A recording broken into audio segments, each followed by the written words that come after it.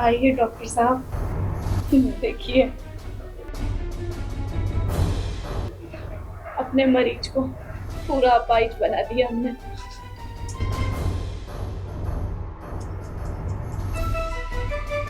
बेचारे की क्या हालत कर दी तुमने तो यार। इसे तो जीते जी मार ही डाला तुमने। वैसे डॉक्टर साहब, ये हालत इसकी ऐसी थोड़ी ना हुई है। इतने पापड़ बेले हमने, क्या कुछ नहीं किया, कितना पैसा बर्बाद किया ये करने के लिए। और आपने भी तो कितनी हेवी डोज की दवा दी है। आप बस एक और काम कर दीजिए, इसको जल्दी से मार दीजिए बस। बस बेबी, 1-2 महीना और वेट कर लो। इसे मैं ऐसी ऐसी डोज दे रहा हूँ ना, ये बिस्तर से तो क्या इस दुनिया से ही उठ जाएगा। बस यही मैं चाहती हूँ, ये दुनिया से उठे, टाटा बाय बाय, और फिर हम दोनों। बेबी, इस मनहूस की शक्ल देख के ना यहाँ रुकने का मन नहीं करे। चलो ना, हॉल में जाके कुछ करते हैं। अरे नहीं बाबू, आज तो हम इसके सामने ही करेंगे। एक नया आइडिया है मेरा, और ऐसे भी कर क्या सकता है। अरे वाह, ये तो नया एक्सपेरिमेंट लग रहा है। अच्छा है ना? चलो ये भी करके देख बस लेते हैं। सामने ही करेंगे आप।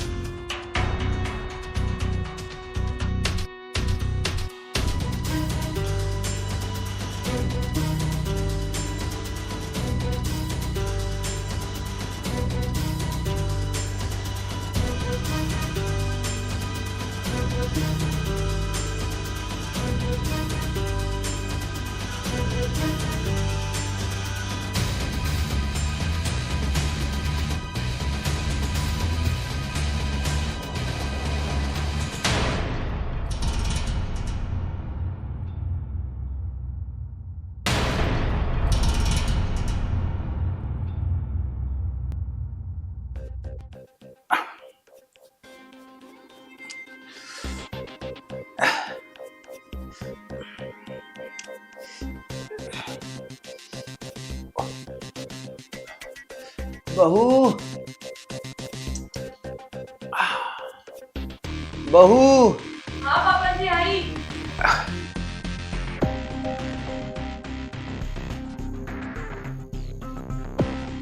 अरे पापा जी, इतनी रात को क्या बात हो गई?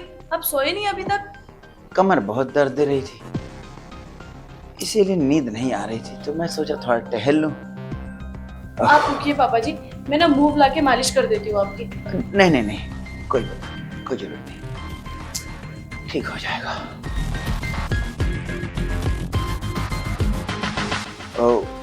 बहू, कार्तिक की तबीयत कैसी है? और वो डॉक्टर साहब आए थे कि नहीं? ज्यादा कुछ फर्क तो नहीं पड़ा पापा, लेकिन हाँ थोड़ा आराम है, और डॉक्टर साहब ने भी बोला है कि जल्दी आराम मिल जाएगा। कितना बदनसीब है कार्तिक, शादी के 6 महीने भी नहीं हुए थे कि एक्सीडेंट हो गया और उसके दोनों पैर चले गए। भगवान ने उसके साथ बहुत नाइंसाफी की, अपने जीवन का सुख भी नहीं भोग पाया। अच्छा ठीक है पापा, अब देखो जो होना था वो तो हो गया। अभी देखो आपकी भी कमर में इतना दर्द है, आप ज्यादा टेंशन मत लीजिए। आप ज्यादा टेंशन लेंगे तो आप और भी ज्यादा बीमार हो जाएंगे। क्या करूं? बाप हो ना, बेटे की चिंता हमेशा लगी रहती है। ठीक है, चलिए आप, रात बहुत हो गई है, चलिए चलो बहू, हे भगवान। आइए।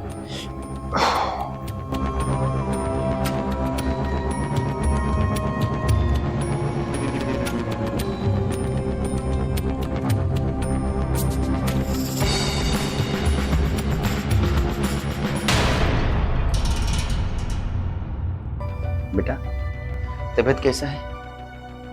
चिंता मत करो, सब ठीक हो जाएगा। इलाज चल रहा है ना तुम्हारा, सब भगवान सब ठीक कर देंगे। थोड़े ही दिन में देख लेना तुम चलने फिरने लगोगे। आइए डॉक्टर साहब। आइए आप, आइए। डॉक्टर साहब, आपका बहुत बहुत धन्यवाद। अब कैसी तबीयत है कार्तिक की? वो तो आप देख ही रहे हैं। आपने इतना अच्छा इलाज किया कि मेरे बच्चे की तबीयत अब ठीक हो रही है। अरे इसमें धन्यवाद कैसा, एक डॉक्टर होने के नाते ये तो मेरा फर्ज था।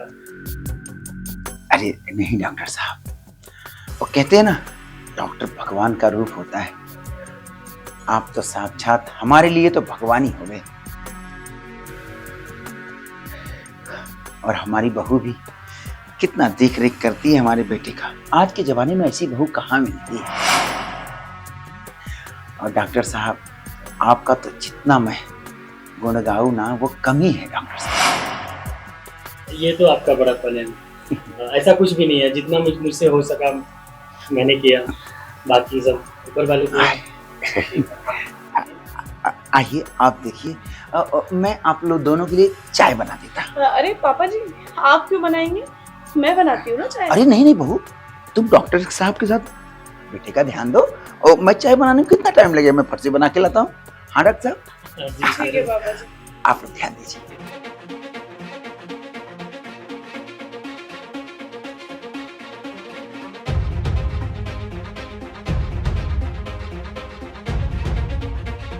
बाप बड़ा खुश लग रहा है आज। उसे लग रहा है कि उसका बेटा ठीक हो रहा है, मगर उसे क्या पता, ठीक नहीं, वो तो हमेशा के लिए ऊपर जाने वाला है। खैर, अगर से कोई गलत फहमी में जी रहा है तो हम क्या, हम तो अपनी दुनिया बसाने का सोचते हैं। हम तो अपनी दुनिया में मस्त हैं। और क्या।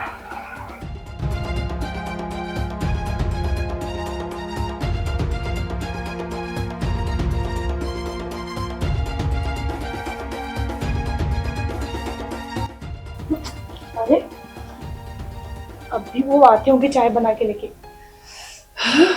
अपना काम करो पहले, रखना तो चाहिए ना थोड़ा।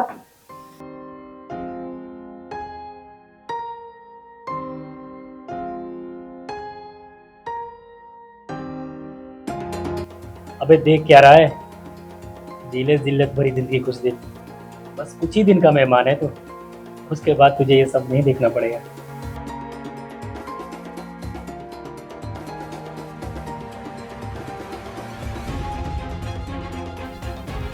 और हाँ, तुम्हारे जाने के बाद तुम्हारे बाप को भी तुम्हारे पास भेजने वाली हूँ मैं।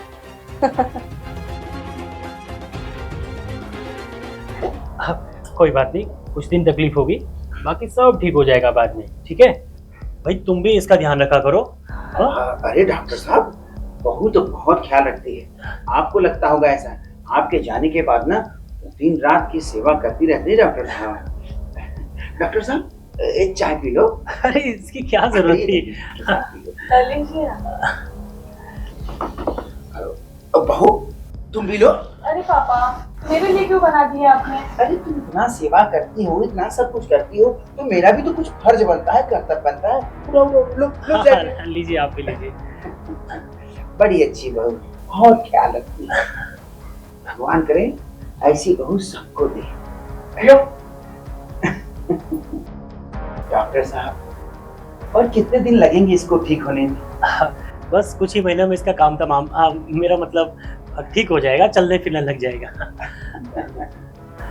डॉक्टर साहब, पैसे की आप चिंता मत करो, जितना भी पैसा लगेगा मैं लगाने को तैयार हूँ। घर द्वार प्रॉपर्टी सब बेच दूंगा, पर इसे ठीक कर दो डॉक्टर साहब। आप चिंता मत कीजिए, ठीक हो जाएगा जल्दी।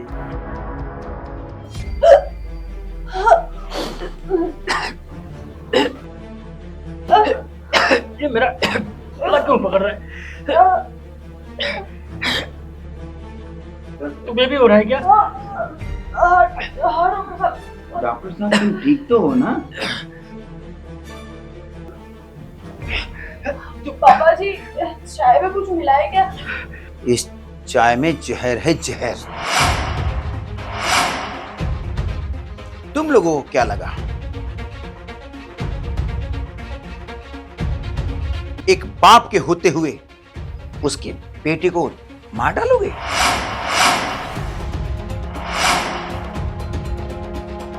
मैं तो तभी समझ गया था जब तुम दोनों मुझे मारने की प्लानिंग कर रहे थे। यार, दिन पे दिन बड़ी टेंशन होते जा रही है मुझे। किस बात की टेंशन? यार, मेरे ससुर को लगता है कि उनका बेटा बस जल्दी से जल्दी ठीक हो जाए, और अगर उनका बेटा जल्दी ठीक नहीं हुआ तो वो डॉक्टर चेंज कर देंगे, और अगर से उन्होंने डॉक्टर चेंज करे तो हमारा क्या होगा? हमारे यहाँ से मरीज निकल जाएगा। तुम्हारे कहने का मतलब है कि बेटे से पहले बाप को रास्ते से हटाना पड़ेगा? मुझे तो यही लगता है, क्योंकि बहुत जरूरी हो गया पापा जी को हटाना। अगर हमने उनको रास्ते से नहीं हटाया ना तो हम दोनों के बीच में बहुत बड़ी प्रॉब्लम खड़ी हो जाएगी, फिर हमारा क्या होगा? तुम टेंशन मत लो, मेरे पास एक ऐसी दवा है जिसे फॉरेंसिक लैब भी साबित नहीं कर पाएगी कि बॉडी में जहर था या नहीं। क्या? बस तुम उसे बुड्ढे को दूध में मिलाकर पिला देना बस। क्या बात कर रहे हैं? हाँ। ठीक है, आइडिया तो बहुत बेस्ट है। तो आप ये मुझे लाके कब देंगे? आज ही रात को मैं लाकर दूंगा, और सुनो, और ये काम आज रात को ही करना पड़ेगा। ठीक है, ये तो मैं बहुत आसानी से कर दूंगी, और ऐसे भी पापा जी मेरे ऊपर बहुत भरोसा करते हैं,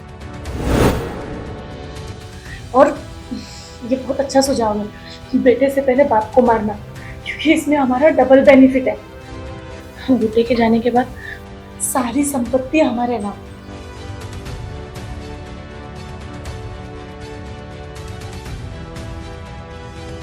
फिर तो हमारे मजे ही मजे।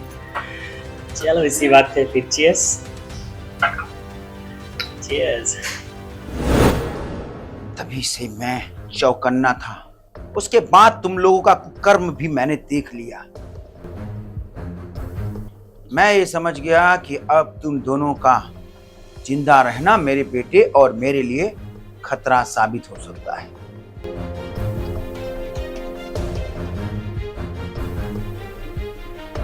इसीलिए मैंने इतना बड़ा कदम उठाया।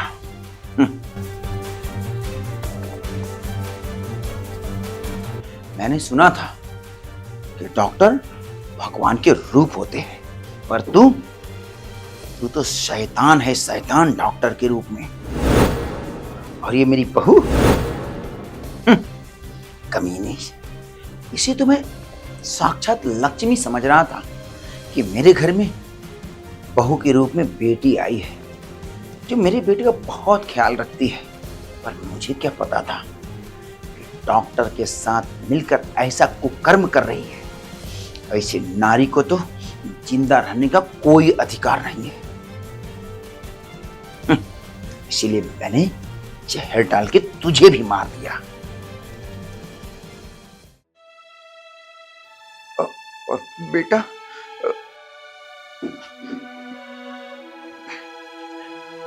बेटा, मैं तुम्हारी फीलिंग समझता हूं, मैं ये जान भी रहा हूं। अरे बेटा, तुम चिंता न करो, मैंने तुम्हारे दुश्मन को खत्म कर दिया जो तुम्हें खत्म करने के बारे में सोच रहे थे। मैं तुम्हें किसी अच्छे डॉक्टर के पास ले चलूंगा, तुम्हारा इलाज कराऊंगा और तुम ठीक हो जाओगे। मुझे पूरा विश्वास है कि ऊपर वाला हमारे साथ नाइंसाफी नहीं करेगा।